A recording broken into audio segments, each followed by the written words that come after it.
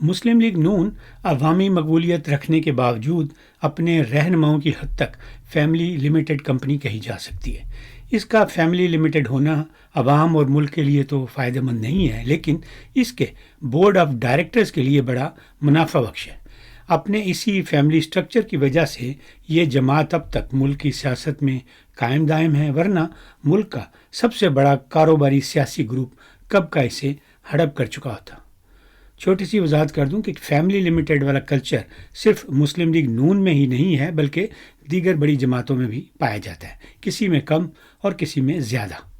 اس وقت چونکہ مسلم لیگ نون کے ایک رہنما کی بات کرنی ہے جس نے اسی فیملی سٹرکچر پر تنقید کی ہے، لیکن ذرا ڈھکے چھپے انداز میں۔ خواجہ محمد رفیق شہید کی برسی کے موقع پر ان کے برخوردار خواجہ سعد رفیق ہر بار اچھی باتیں کرتے ہیں۔ اس بار بھی انہوں نے اچھی باتوں والی روایت کو قائم رکھا۔ مسلم لیگ نون کے فیملی سٹرکچر کی وجہ سے ان باتوں پر عمل چونکہ ان کے بس میں نہیں، اس لیے اس بار بھی یہ باتیں صرف باتیں ہی رہ جائیں گی۔ خواجہ سعد رفیق نے بہت درست نشاندہی کی کہ چونکہ ملک ریموٹ کنٹرول جمہوریت سے چلایا جا رہا ہے، اس لیے آگے نہیں جا سکتا۔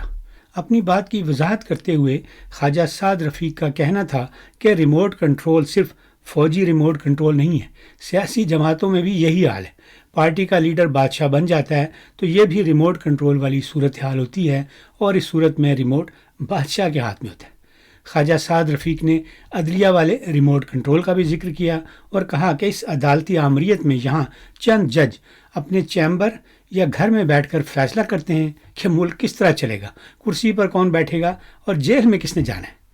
پاکستان میں چونکہ ریموٹ کنٹرول والی یہ تینوں قسمیں پائی جاتی ہیں، اس لیے ہم 2 قدم آگے جاتے ہیں تو 4 قدم پیچھے چلے جاتے ہیں۔ خواجہ سعد رفیق نے پاکستان کو لاحق مرض کی بہت اچھی تشخیص کی ہے اور ساتھ ہی ماہر سیاسی معالج کی طرح دوا بھی تجویز کر دی، لیکن اپنی پارٹی بادشاہت کے ادب احترام کو ملحوظ خاطر رکھتے ہوئے انہوں نے پارٹی میں پائی جانے والی بادشاہت کی نہ تو کھل کر نشاندہی کی اور نہ ہی اسے ختم کرنے کے حوالے سے تجاویز دیں۔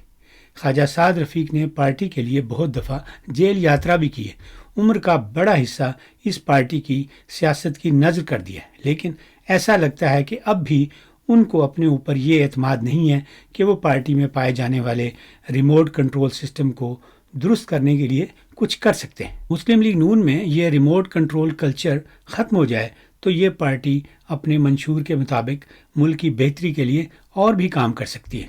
فوجی ریموٹ کا کنٹرول بھی کم کر سکتی ہے اور عدلیہ والے ریموٹ کا بھی بندوبست کر سکتی ہے۔ لیکن جب خواجہ سعد رفیق جیسا اہم رہنما بھی اس ریموٹ کلچر کو ختم کرنا تو کجا